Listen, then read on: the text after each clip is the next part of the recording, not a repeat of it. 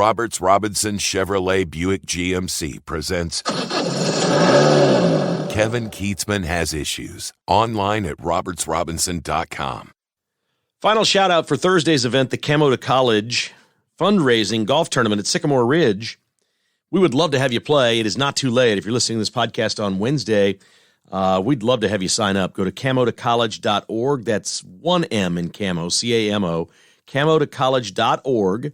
Sign up and come play with us or make a donation on the site. We're trying to raise a little money for a wonderful cause, Camo to College, which helps educate and assimilate veterans into society, private society, after their work in the military. We're going to have a great event tomorrow. If you just want to stop by and say hello, I would guess we will probably be done golfing and maybe have lunch and hang around in a little social hour or two there around 1 o'clock would be my guess, 12:30, 1 o'clock. If you'd like to come by and say hello, Sycamore Ridge is the location, and we would welcome anybody and everyone that listens to the podcast tomorrow, the Camo to College event at Sycamore Ridge, so please join us.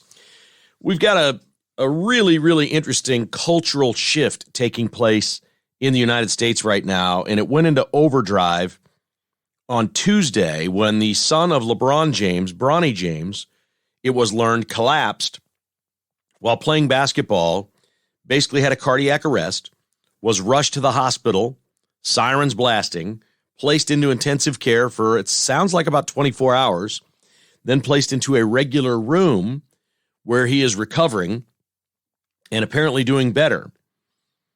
And everybody immediately in the United States, I don't care which side of this you are on, I don't care whether you're liberal, progressive, conservative, whether you took the shot, didn't take the shot, there is almost not a single person in America that when they heard this, immediately the first thing that is coming to mind now with all of these is this the COVID jab? Is this a perfectly healthy 18-year-old, soon-to-be scholarship athlete at USC, getting ready to embark on his college career, four-star prospect, the son of one of the greatest basketball players of all time, collapsing for apparently no reason, with no warning signs, no previous history, nothing else out there. This used to happen occasionally in July at football training camps when they had two-a-days, and football players would get insanely dehydrated, and they would collapse and have problems. And football altered the way it practices now in July, the way training camps happen, from high school all the way through the National Football League. They used to basically, starve out players from having enough water or Gatorade during practice as a punishment to make them work harder in football. We don't do that anymore. There is perfect nutrition. There's plenty of rest time. They know everything that they possibly need to do to get an athlete to perform at a maximum level without pushing the body too far to where it's going to be a dangerous situation. This doesn't sound like it was anything like that. This was not some intense workout. This was a pretty regular day. It was about 9 in the morning, I guess, when it occurred in an air-conditioned gym, and Bronny James went down. And at the very start of this, we preface that we wish the very best for this young man. We hope this is just a speed bump, and he'll be allowed to play basketball again. We don't know exactly what his condition is or how bad it is. We wait when these things happen for more news. We waited for Damar Hamlin. Most people who heard about Damar Hamlin, what he had to say after collapsing with the Bills, didn't like what they heard. But that's okay. This is now an epidemic after a pandemic. We also got the news this week of singer Tori Kelly, who has collapsed with blood clots and is in ICU. She is 28 years old and in perfect physical shape. Browns wide receiver Marquise Goodwin, basketball player Oscar Cabrera Adams. J.J. Watt is retired from the NFL after having a heart issue. More global soccer players than we can count. And perhaps now the most high profile of all is actor Jamie Foxx, who has been in a battle for weeks in a hospital to stay alive after some of the most horrific conditions you've ever heard, which reportedly occurred 48 hours after he got his first COVID shot. This was just recently, because he was getting ready to go film a movie that required it. Jamie Foxx had worked and spoken with Dr. Peter McCullough, who many of you know is a leading expert on this topic on the side of be careful about taking an experimental shot. Jamie Foxx, a year and a half ago, almost 2 years ago now, consulted Dr. McCullough, as many people do. McCullough says we cannot discuss exactly what we talked about, but clearly he was vax hesitant. Jamie Foxx, the actor in Hollywood, was vax hesitant. He had not taken the jab until recently, after this thing is all over and he's getting ready to go start shooting a movie, and the movie studios require everyone on set to have the shot. So Fox thought, well, this has been 3 years now. Maybe the shot is better, whatever. I'll take it. And he takes it. And reportedly, that was 48 to 72 hours before he collapsed and has been in the hospital for this long period of time. Blood clots, brain damage, you name it, it's occurred. An otherwise healthy man. Now we have Dr. Peter McCullough going public and saying, look, I know Jamie Foxx a little bit. He called me. He was hesitant of this thing. And McCullough said, and this is pretty bold for a doctor to say because he doesn't know the Jamie Foxx case. He's not treating him. His opinion of Jamie Foxx right now is, quote, he's not telling us the truth, unquote. And what Dr. Peter McCullough is calling on is any of these high-profile celebrities now that have just collapsed and gone down, all of whom have taken the shot for no reason, in perfect physical health, that they need to come clean. What are their doctors telling them? They could do a great public service to all of us to warn the public that there could be a problem here. Listen, if there's this many athletes and celebrities going down because if there's this many going down because they took the jab, what's happening in the rest of our society? Are you seeing it in your life? We know a couple of people in ours. What on earth have we done to each other? And as bad as it is with the adults and the healthy adults, we're seeing this. What about the children? The children are my biggest concern. We have no idea what happens now when these kids grow. How many minors have been given 4 COVID shots, 5 COVID shots by their parents who just flat out believed in it? I saw an unbelievable meme, I guess is the best way to show it. It was a document on Twitter yesterday that in 1962 in the United States, there were 3 quote-unquote vaccines for children. Polio, smallpox, and DTP. 3. Today, well, in 2019, before the COVID jab for children, so this is 4 years ago, there's more now. I'm certain, well, we know there's more because there's at least one more because of COVID. So this is before the COVID shot, 2019, when COVID-19 started, 54 shots for children that are considered vaccines. Some of them are age dependent. For example, there are multiple flu shots in that 54. But 51 of the 54, and now 52 of the 55 because of the COVID shot, were not available when I was born, and probably not available when you were born. And so how did we go from 3 very important vaccines for kids to something around 60 now? How did we do this? And what are we doing to our children? I can't even believe we're doing this to our children. I said on Chris DeGaule's radio show yesterday, and I've told my adult kids this, and they used to say 2 years ago, I said, I would never, me and your mom would never have put a shot in you that was experimental, not approved. We would never, as parents, have allowed this, no matter what. If we had to quit our jobs and stay home and teach you, we would not have done this. There is no chance, no way. And 2 of the 3's reaction was, well, you're a terrible dad. You weren't thinking about the other kids and the other people around. You know, there's this virtue thing that works with people. And it's like, oh, well, forget me. I need to do the right thing for other people. I'll sacrifice my health so I can be around other people and not infect them. That's what was going on. And that was the mind F that was going on. Truly mind control. Especially impactful for young people who are also hearing it from their teachers. And I said to my kids, there's no way I would have done it. And I'm not bringing it up again because they're adults and they're smart. One of my kids did not ever take the shot. The other 2 were thrilled to take it. But the 2 that took it, I guarantee you now they don't think I was stupid. for saying I wouldn't have done that when you were a minor. It's intuition. It's common sense. There was so much that was missing from all this, and now we have all these people just dropping unexpectedly. And I don't know. I don't have the science. I can't tell you if Bronny James, this is a reaction from a vax or a shot. I can't tell you about DeMar Hamlin or Torrey Kelly or Marquise Goodwin or the 2 basketball players or J.J. Watt or all the soccer players. My God, there's over a dozen soccer players that have died since they got COVID shots. Jamie Foxx, impossible medical condition. I can't tell you about any of them. And I'm not a scientist and I'm not a doctor. But we now have had a societal shift in this country, and it is healthy because we are skeptical. And if there's one thing I love to preach, it's be skeptical.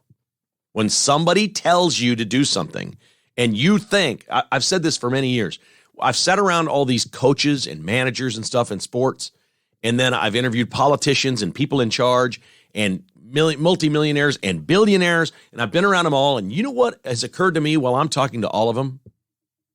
That none of them are really special. That they have been incredibly successful because sometimes just because the business they're in pays a lot or they've worked their way up. But there's nothing particularly great about any of these people. There's nothing that I've thought, boy, I'd put my life in their hands. Now, a doctor, totally different. I'm sick, I go to the hospital, you trust a doctor to do whatever. But I'm just talking about somebody to make a decision for you. A politician, a Fauci, anybody like that. I question it all. I've been around them. I've seen some of the smartest people that make the most money, and our society deems upon them this celebrity that they are the greatest among us. And what I have learned, by and large, I'm not trying to sound arrogant, is they're sure as hell not any better than me. They're just not. And I will go with my common sense, my intuition, my thoughts about my life and my family, and I will always do that before somebody's telling me to do that sounds fishy. Be skeptical. And what has happened now in our society is the second somebody goes down, whether you were far left and you've got 5 shots in your body, or you're somebody that would never trust the government and take these things, anywhere in the spectrum now, you heard the Bronny James story. You heard that on Tuesday, and you immediately thought about the shot. I know everyone in this audience did. And I know an overwhelming majority of people on the left did. Now, the media is not going to report it that way. They're still hiding. The big question is, and what Dr. Peter McCullough is saying is, why won't these people say anything? They're doctors. There are more and more doctors now saying, well, of course, myocarditis is a problem. Blood clots are a problem. We know what this shot is doing, especially to young, healthy people. We know what's going on, that there are doctors all over the country. There's medical journals. There's studies in Europe. There's all kinds of things happening around the world in medical studies that we won't possibly study here because it's political here. And it will hurt the Democrats. And everybody knows this. But we see it, we feel it, we know it. And you ask the question, why won't they say something? Which is what Dr. McCullough is asking. And this is really simple. Why won't they say something about the Biden crime family? It's bad for Democrats. They're not going to say it. Most of the people that got it, listen, if you took this thing and you felt really good about it, and you didn't get COVID, and you never got sick from COVID, and a year later or 2 years later or 3 days later, you got sick from taking a shot, you're not likely to blame the shot. You're on board with it. You don't want to admit to the world, wow, this was stupid. This was on me. I shouldn't have taken this. This thing's dangerous. You thought you were doing the right thing, and people don't like to admit when they're wrong. I get that. I totally get that. Justin Bieber's another one. Nobody knows what happened to Justin Bieber. He got really, really sick, canceled a tour, was gone for an extended period of time, and nobody really knows what happened to Justin Bieber. Nobody. It's one famous person after another. And if we're going to see this many famous people, whether it's sports, entertainment, whatever, if this many celebrities are going down out of nowhere, almost all of them under 30, if this many, it's going to happen to this many, what's happening in our society? Where's the data? I need to see this. But there has been a culture change now because people joke about this. There are comedians out there making jokes. I watched a stand-up riff from a comedian who said, I'm not a comedian, so I can't redo what he was saying, but he was basically saying, man, they told me I can't go into a pub. He was British. I can't go into a pub unless I get the shot. I got the shot. And he said, this is great. I get to go into the pub for the next 3 years before my heart explodes. They're literally making jokes about COVID shots. That's healthy for our society, by the way. I'm not trying to be overly serious, and I'm not trying to take this too lightly. I want to be very, very middle of the road here, that something really important is happening, and that is our society is shifting. We're now looking at what happened, and we're making fun of it. And we're looking back at some of the people who bought in completely, and we're laughing at them. I'm not talking about laughing at people that are sick.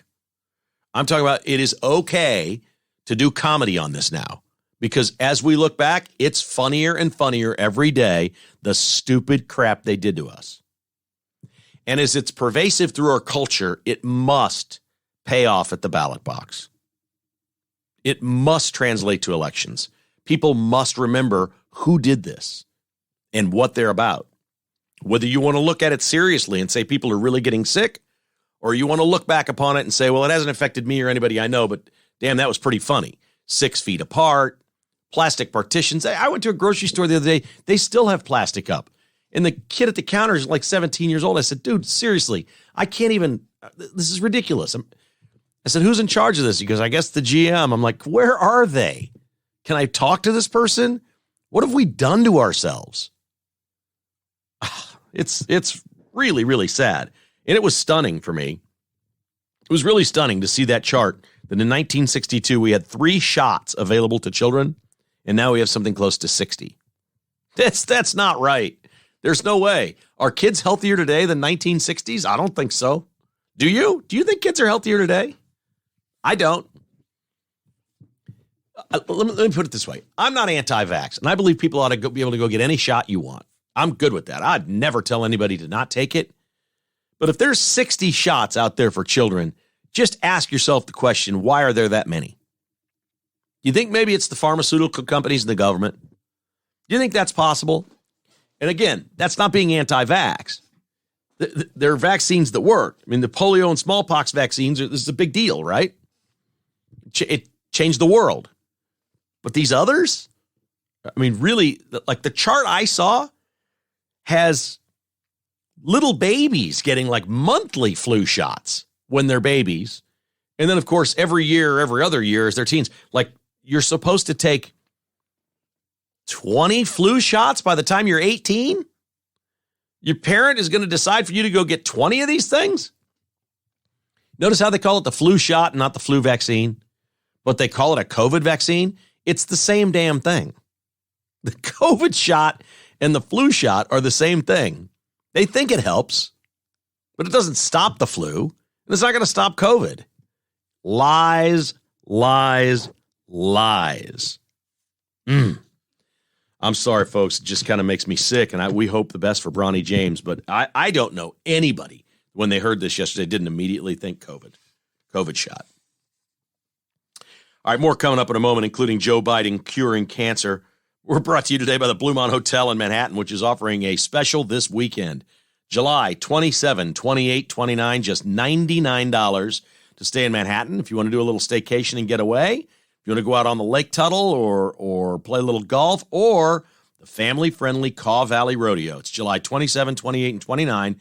If you book online or mention KKHI in person, you can walk right in. They're not going to be full this weekend. School isn't in. It's not a busy weekend. If you want to go, the room of choice, just $99. $99, the Bluemont Hotel. That's an absolute steal. The Caw Valley Rodeo is a PRCA event. It's the best in the business. They come to this rodeo to compete, man, and the mutton busting for kids is so much fun. Take your family for a night, go to the rodeo, have a great time, stay in Manhattan for $99 at the Bluemont Hotel. While you're there, you can enjoy Goolsby's and Aggieville before the college kids come back to school. It's all right there, the corner of Aggieville and Campus in Manhattan, online at BluemontHotel.com. Cross Kitchens KC is Kansas City's remodeler, family-owned and operated. Tim and Brittany have a wonderful business, and you work directly with the owners. Now, remember, their craftsmen have been with them for a long time. I went over to my buddy's house and saw the work they've done over there, And some of these dudes were like in their 40s and 50s. They've been with Tim for a long time. He pays them well. He pays them first. He pays them before he pays himself. That's how you run a great business, and Tim does that. They're going to remodel your home in a beautiful fashion, whether it's just a new countertop or flooring, or if you want to remodel an entire level of your house like my friend has done, crosskitchenskc.com can do it all for you. Call 816-898-7047 and set up that free consultation with crosskitchenskc.com. And I got onto Tickets for Less yesterday and got my Eric Church tickets for the end of September in West Palm Beach. We're going to see Eric Church at an amphitheater by the beach. It's going to be fun. I got online at ticketsforless.com, and I had this teeny tiny little bit of trouble trying to figure out exactly which seats I was getting. So I called the number, and I talked to the gentleman. He just couldn't have been nicer. I didn't tell him who I was. I was doing this totally anonymously. I said, okay, well, how do I know which seats in that row they are? And he said, well, they haven't been released yet. That'll be at some point later. You're guaranteed your 4 seats in this row, in this section, and you'll get the exact seat numbers a little bit later. They're brokered tickets, and we're part of a thing. And I said, okay, great. So I went in and I bought the 4 of them. I plugged in the promo code KKHI. It was the easiest thing in the world, and I got a 5% discount off of 4 tickets. It saved some real money. You know what it did? It bought us a couple of free beers at the show. The discount, are we going to go to the concert, maybe have a couple of cold ones? That what we saved with the discounts, paying for the beers. That's like getting free beer at a game or a concert. The promo code KKHI, ticketsforless.com. In Kansas City, out of Kansas City, any event, anywhere, anytime. No fees added. Remember the price you see at Tickets for Less. Don't compare them to the other people. If you go to the other sites, they're gonna gimmick you with lower prices, and then wait till you see what happens with the fees. Sometimes the fees are 65% more than the price quoted when they add them in. Not Tickets for Less. Price you see is the price you pay until you plug in the promo code KKHI, then your price comes down. We love that about Tickets for Less. Joe Biden told the world he has cured cancer. It is remarkable, and the world is laughing at us. He said he was going to set out to cure cancer, and now cancer, as we know it, doesn't exist anymore. He literally said it because Democrat voters will believe any damn thing a Democrat says. It is so true. They'll believe it. There must be millions of people in America today that believe cancer is not a problem anymore because Joe Biden has solved it. It is remarkable. This man is amazing. This is the worst presidency of my lifetime. Jimmy Carter was horrific, but at least he was competent. He was there. You know, he was doing dumb and bad things, but he knew what he was doing. This guy, curing cancer, you got to be kidding me.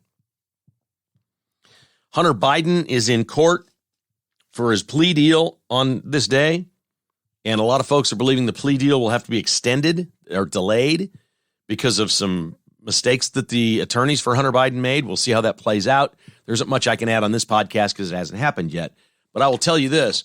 The people in the media and Democrats running around saying that the Bidens haven't done anything compared to Donald Trump's one phone call to Zelensky that was what, a minute and a half long, 2 minutes long, less than 5 minutes. One phone call to Zelensky was an impeachment. The website GOP.com has put up bullet points for anyone that wants to hear it. And I just, this is so good that I want everybody to know this and hear this. So I'm going to share it with you. This is from GOP.com, not for me. It basically says, when a Democrat says or asks this, here is the response. Okay, so it's a Democrat says something or asks something, and here's the response. Democrat, Hunter Biden didn't make any money from foreign nationals and entities. Response, according to the IRS whistleblower Gary Shapley, Hunter Biden received $8.3 million at least from Chinese, Ukrainian, Romanian entities over just a few years. Hunter reportedly received $80,000 diamond and a $142,000 Porsche. Democrat says, well, it was just Hunter Biden. No. Response, according to revelations from the House Oversight Committee, a dozen Biden family members received money. Bank records show the Bidens, their associates, and their companies received at least $10 million from foreign entities. That number could be much higher when the investigation is complete. Democrat says, where's the evidence Joe Biden is involved? Response, reported emails and text messages from Hunter Biden and his associates repeatedly referenced Joe Biden's involvement, including a WhatsApp message from Hunter that says he was waiting for the call from a Chinese official with my father. There you go.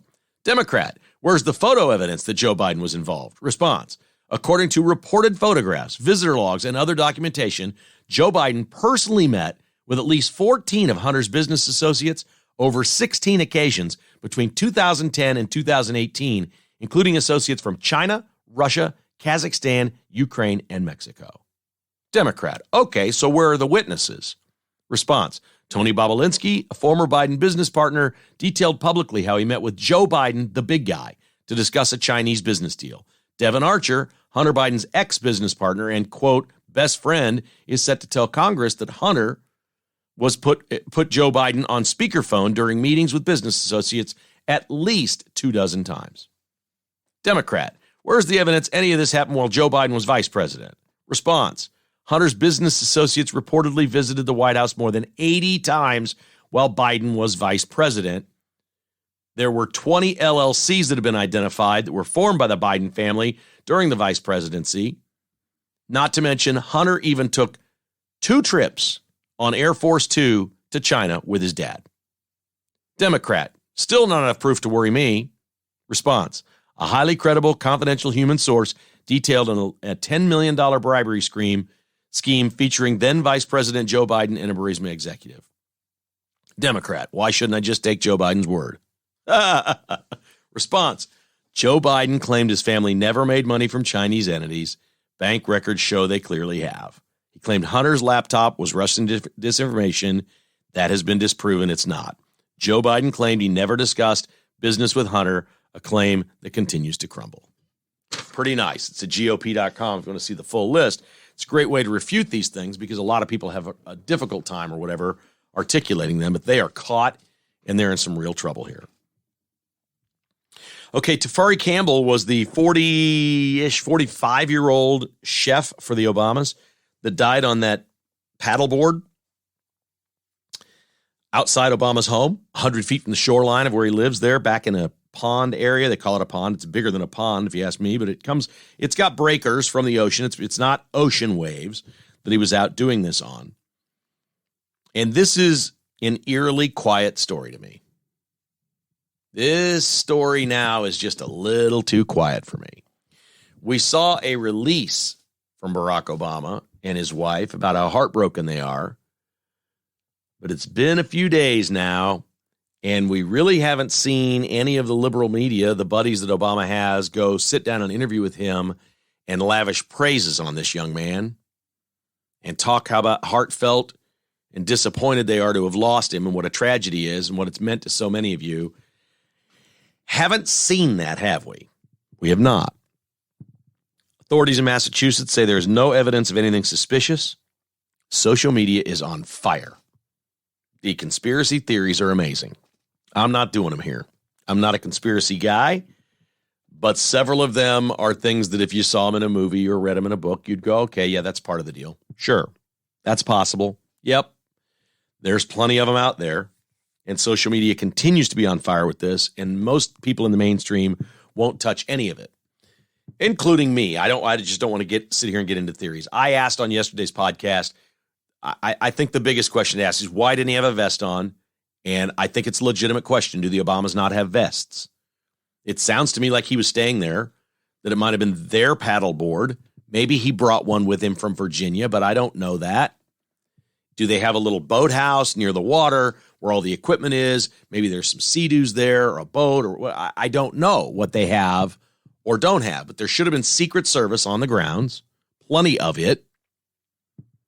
And I think it's a legitimate question to ask.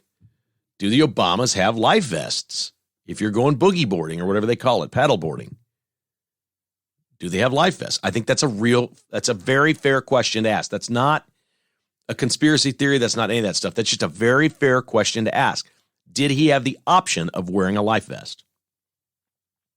I think that is the single biggest question to ask right now that is not a conspiracy theory, because that is a major problem if he didn't. There reportedly was another paddleboarder. Did he have a life vest on? Is anybody going to ask him, were there life vests available? I think it's a very, very big deal. I'm sorry. If you have that equipment at your house, and I don't know that this was Obama's paddleboards, I can't say that. I don't know, but I haven't heard that it's not. Stands to reason if he's a guest at the house and he's out on the paddleboard, that the paddleboards belong somewhere to the estate. Surely they have a wall full in some boathouse of life vests. Surely that's the case, isn't it? I'm not saying that he didn't have them. He probably just made a dumb mistake. Maybe we'll get toxicology and they were drinking. There could be all kinds of explanations for this. But the crazy part is no life vest. And I think the question needs to be asked, did he turn it down himself? That one just should be answered right away. If the police had a news conference, I just asked that one right away. Was there a life vest available to him? That's it. Let's just get rid of that one. Because I'm curious about that. Because a lot of people would say, we're just going around the corner. We're going over there to the Edgartown Pond. We're just going right over there. We're only going to be out here for 30 minutes. I'm good. I don't need a vest. I'm good. I can see people doing that. But if there were none available, wow. All right, you'll like this one. The hot new trend in employment in America is called the, quote, lazy girl job, unquote. It's the hot new thing. It's pretty simple. Now, remember, the left isn't all over this yet because it sounds really sexist. Calling something a lazy girl job sounds awful, right? Like you shouldn't be able to say it. Apparently, there's some sort of some of this comes from the left and progressives. And it's self-deprecating humor at the same time, that you're bragging that you have it so good, you have a lazy girl job.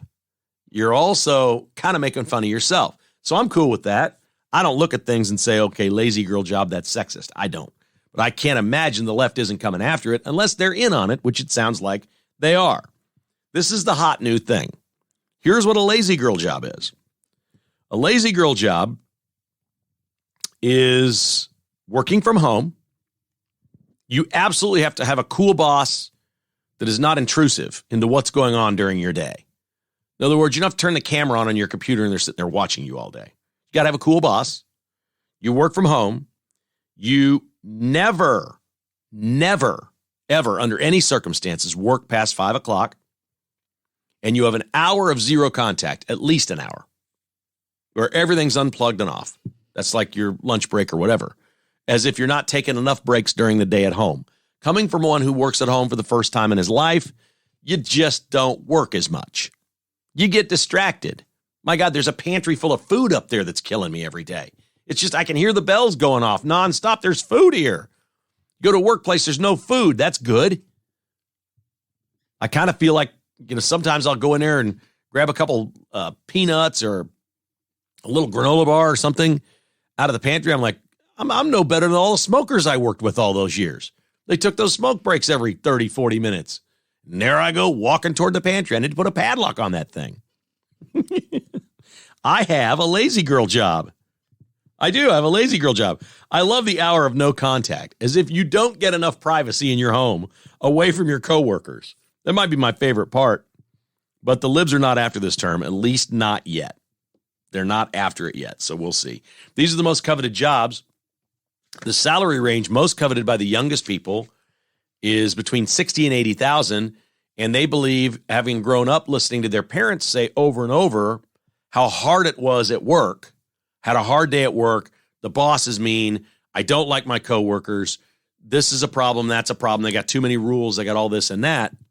After hearing that growing up, they don't care about making $100,000. They'll take $60,000 and work at home and say, my life is just better doing it this way.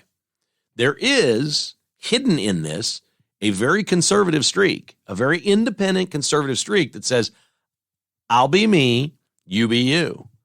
And I'm a little optimistic that all of these young people that are doing this are going to learn about being on their own, about exceptionalism and individualism, and that this will actually be a good thing, that they don't get into groupthink, hanging out in the workplace, conforming. I think these things can be good. I think there are benefits to this. I don't think all of our society should be working from home, but I think for some of the young people that go and do it, I'm gonna guess that in 5 to 10 years, you're going to read a story about some of the biggest and most successful new businesses in America were created on the side, working at home at a lazy girl job. that some of these young kids are going to invent things, whether it's an app or a new business or start this thing up, and you're going to, Abby, age 42, owns this business, and they've been in business for 8 years, and she's making, blah, blah, blah, this kind of money and doing da-da-da-da. They'll say, it was all hatched when she had a lazy girl job at age 31, and she was dreaming of this, and she worked on it on the side, and yeah, I did. I wasn't making that much money, didn't think it was a big deal, taking a few hours a day working towards something for me. I think it's going to spawn a whole bunch of businesses. I do. I think lazy is the misplaced word. Yeah, of course there's lazy people working at home. But I think what's going to happen is the extra time people have, especially at a young age, your most creative time when you're trying to think about what's my future, what's my passion, it's probably not this job. What can this become? I think it's going to spawn all kinds of great businesses. I do. And entrepreneurs, which would be really cool stuff. All right, sports today is brought to you by Amini's Galleria, 105th and Metcalf in Overland Park. Golden Tee, pinball, pool table, shuffleboard. Guys, football season's coming right around the bend. Need new bar stools? They've got it at Amini's. They also have area rugs and outdoor furniture on sale right now at Amini's in Overland Park, 105th and Metcalf, also St. Louis, Tulsa, and Oklahoma City. North Kansas City Dental is your new dentist. I know you've heard about this and you haven't made the switch. It's time to make the switch. You're going to like this. You're going to like Dr. Bill Bush and his team, and you're going to know that you're with huge Chiefs fans. He's the dentist to the Chiefs, for crying out loud. He's got great Chiefs stories while you're in the chair. It's cool. He's got really cool sports stories, and he's as conservative as they get. This is your dentist, Dr. Bill Bush, nkcdental.com, north of the river and Westwood, 816-471-2911 to make an appointment. Advantage Termite and Pest Control is online at AdvantageTPC.com. You know the drill here, man. It's the same thing. This is a great family-owned business. They're going to treat you with just such complete respect and customer service. You're going to love it. 913-768-8989. If you're an office manager somewhere, talk to your building people about maybe switching to Advantage Termite and Pest Control. If you've seen critters or anything around your office and whatnot, these folks will take care of it. I promise you, they are the best in the business. AdvantageTPC.com is Advantage Termite and Pest Control. And Dr. Jeremy Fry at Fry Orthodontics provides that perfect smile, whether it's braces or Invisalign. 13 locations in and around Kansas City in the Midwest. This is where my daughter Abby got her beautiful smile, and she is so happy that she did. And it was kind of a fun experience. I mean, I don't think she looked forward to going to her treatments, but when she got there, it became a fun experience. They are pretty entertaining. It's an optimistic, upbeat, happy place.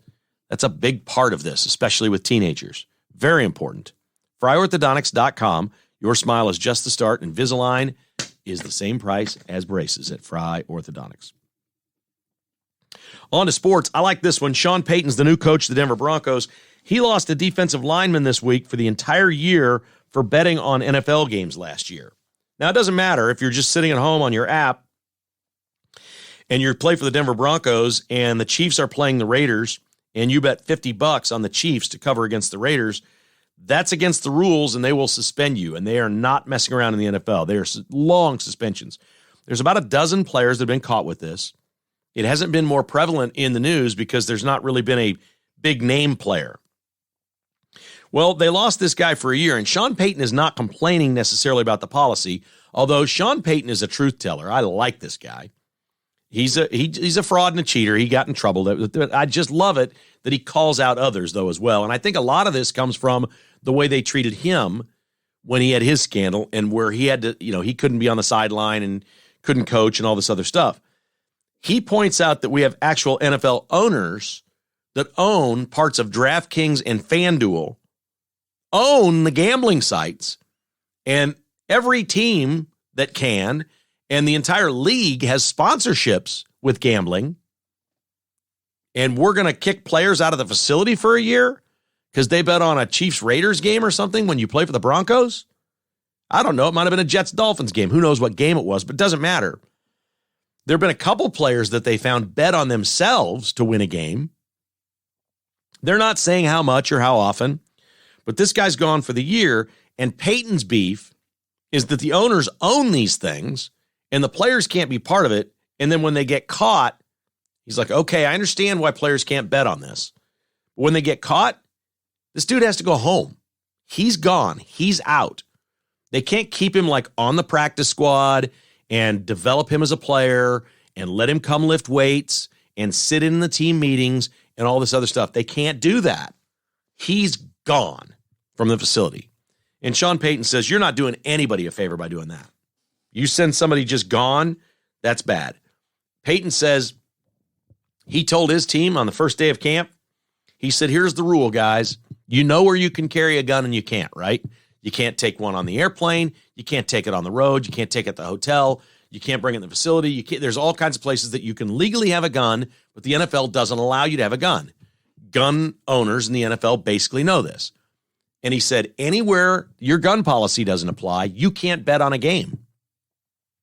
Just because you leave our state where there is no gambling and you go somewhere else where there is, doesn't mean you can place a bet. It's out. You can't place a bet. You cannot place a bet. You cannot place a bet in any way, shape, or form in the NFL. And for the life of me, I don't get this because most players have a friend or a spouse that they could easily say, hey, listen, put $100 on the Dolphins Monday night, or whatever. If you just want a little action, your friend can put it in the app for you. So there's stupidity involved with this as well. There's zero indication that anything nefarious has happened. And we're not talking about players that can make a difference in a game anyway. And unless and until we find out an official in the NFL is doing this, there is no problem. We find out officials are talking to their friends and saying, give me $5,000 on the Chiefs against the Lions. And we watch the Lions get 7 penalties to 2 for the Chiefs. Then we'll have something to talk about. Justin Herbert is the new highest paid player in the NFL. Chargers quarterback gets 5 years, $262.5 million. That's more than Mahomes, but not for long. The reasoning the Chargers have done this is in his first 3 years, 2020, 2021, 2022, Justin Herbert has the number 4 QBR in the entire NFL. So that's good. That's misleading. That's Phillip Rivers material. Oh, yeah. Is Justin Herbert the new Phillip Rivers? Well, Justin Herbert in those 3 years as the 4th best quarterback in this league has had his head coach fired, 2 different head coaches. They're 25-24, and he has 0 postseason wins. Now, is that the resume of the highest paid player in the league? I don't care what the Chargers do. I'm glad they're doing it. That makes the rest of their team not as good, so I'm okay with that. But it looks a little Phillip Riversy to me. It looks to me like that organization is going down the same path it's always gone down. We got a guy that racks up stats, a good fantasy player. And I've been critical of a lot of people. I've heard people say they think the best quarterback they ever saw was Dan Marino. I'm like, you kidding me? The guy didn't win a Super Bowl. He went his first year, his second year, right? He went to one. The guy didn't win a Super Bowl. That's not the best quarterback. The best quarterback is the guy that wins the games in the fourth quarter. Justin Herbert's game-ending stats are atrocious. He has more turnovers than touchdown passes. Joe Burrow's right behind him. Joe Burrow's got problems. Joe Burrow doesn't have any fourth quarter playoff stuff. Not good. Not good. I love Joe Burrow as much as the next guy, but it hasn't happened for him now, has it? Go win the damn game. Make a play. Make a play when it counts. I like Phillip Rivers the person. I wish he'd get into broadcasting. He's not. He's off having his 12th child now. So he's not going to be a broadcaster, but he'd be the best. He'd be better than Romo. He'd be better than all of them. He'd be so great. That ain't no Hall of Fame quarterback. That guy couldn't win a game. He'd panic and throw an interception to some 4th-string cornerback the Chiefs would have that would pick him off in the end zone and end the game and happen over and over and over. And Herbert's done a whole bunch of that too. A whole bunch of that. You can't pay your quarterbacks off stats. You can't do it. Can't do it. Oh, this is interesting. We'll get into this more down the road. The Protecting Athletes, Schools, and Sports Act is Joe Manchin and Tommy Tuberville regarding college players getting paid money by basically businesses and boosters. NIL, you've heard that term. This is what the federal government wants to do. They want to pass a law where the boosters at colleges are affiliated with schools. Oh, boy. Okay. Boosters are now affiliated with the schools. There would be a national standard for NIL. I don't know how that would hold up in court. unless it's collectively bargained with a union. I just don't know how they could implement that. This is socialism. They want to put a salary cap on what you can pay to a player. And what would be the crime? The new cheating would be a felony, a federal crime. If you broke the rules of NIL, say you're a car dealer in Lawrence and you want to pay a basketball player a whole bunch of money, if you break the rules of NIL, what can they do? Is that a felony? Is it a jailable offense? How are you going to police this? Who's going to police this? And this is the best one.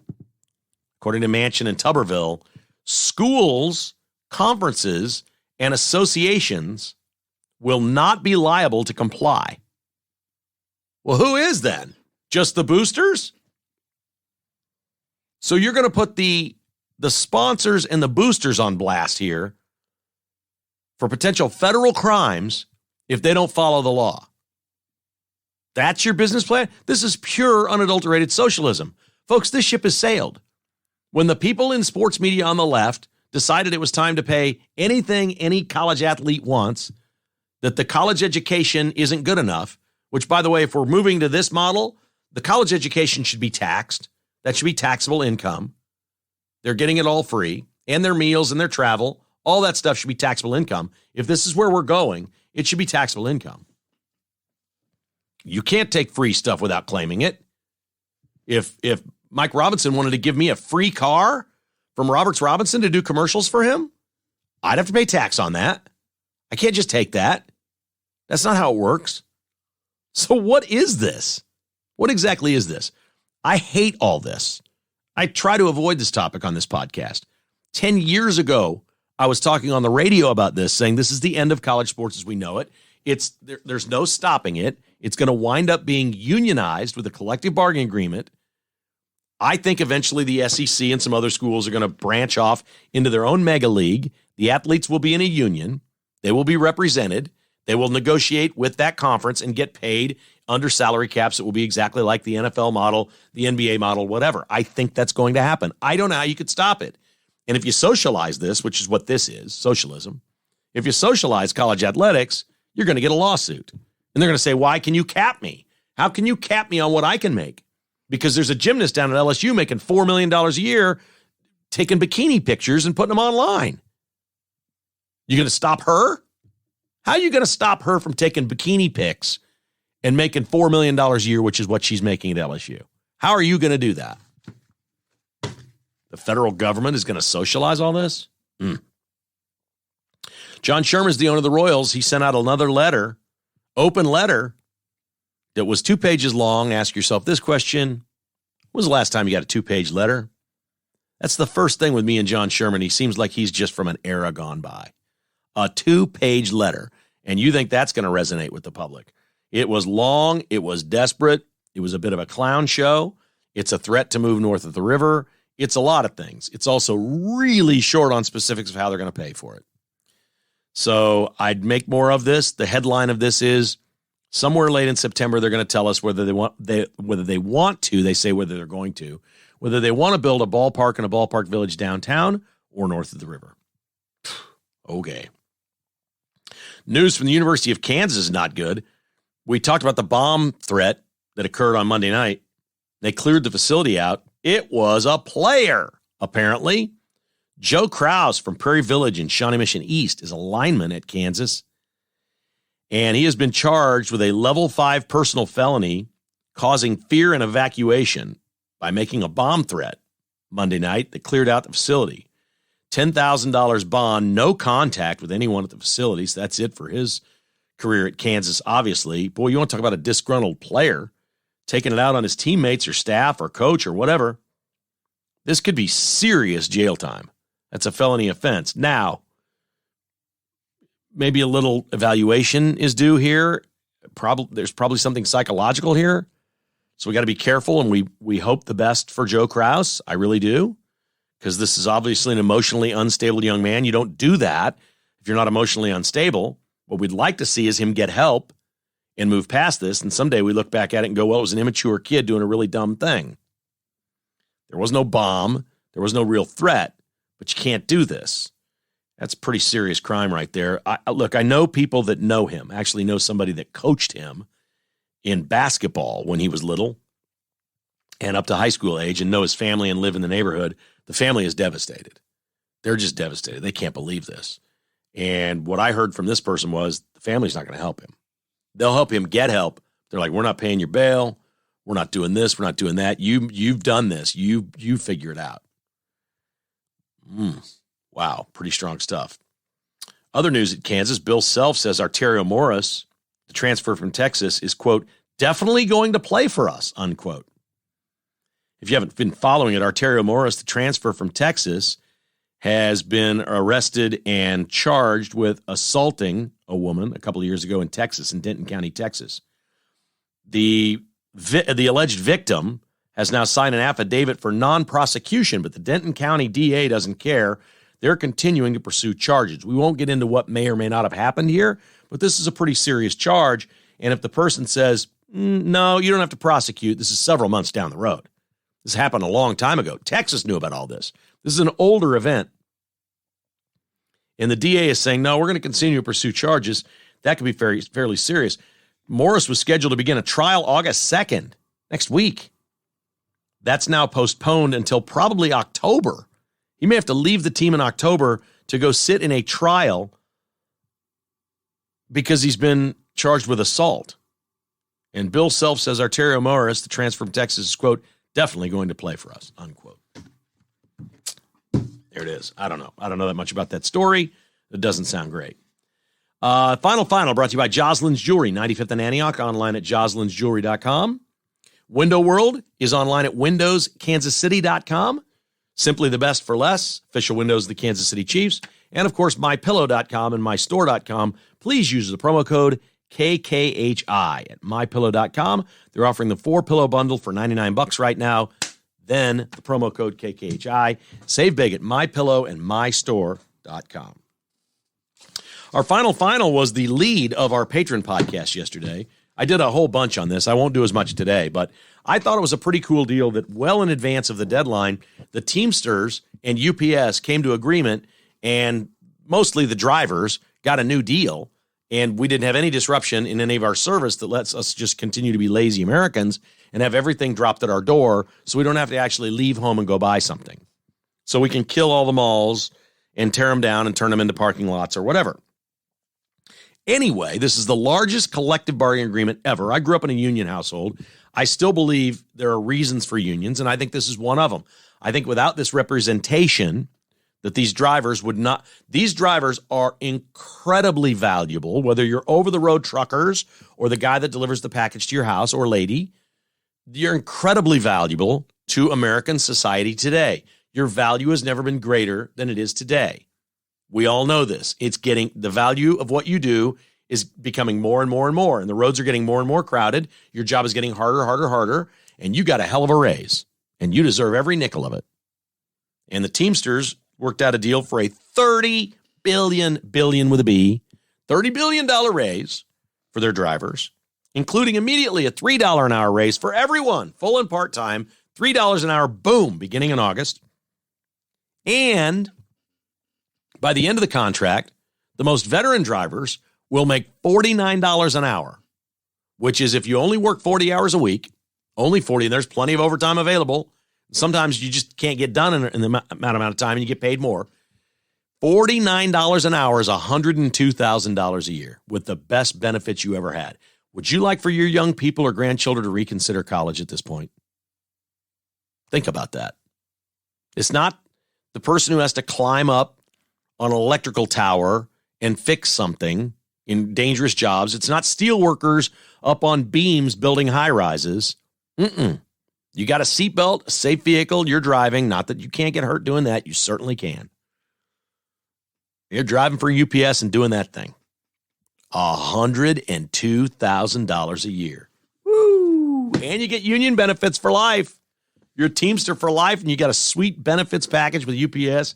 Good for you guys. That is our final. I'm happy for UPS, and I love it when this works out. And clearly UPS said, we got too much money on the line here. We need our drivers desperately. Let's just pay them. We'll pass it along to the customers. This is going to keep going up. You want to talk about an industry where people are going to make more and more money? UPS and FedEx is it. It is absolutely, these are going to be some of the highest paying jobs anywhere because they are absolutely critical to the way we live in America today. They're critical. And they'll just pass along the cost to us. And we won't care. We'll sit on our fat butts on the couch and still order crap off Amazon we don't need. And the UPS person will drop it at the door. And you didn't have to leave and go fight people at the mall or talk to somebody stupid at the counter. Because we're Americans. Ugh. Way to go, UPS and your drivers, along with the Teamsters. It's our final today at Kevin Keatsman Has Issues.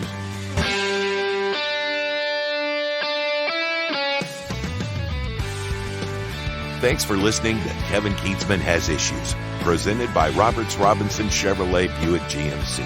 To get exclusive patrons-only podcasts, receive a weekly newsletter, and attend in-person patrons-only parties, visit kkhasissues.com and become a patron today. This has been a production of Crooked Tail Media Incorporated.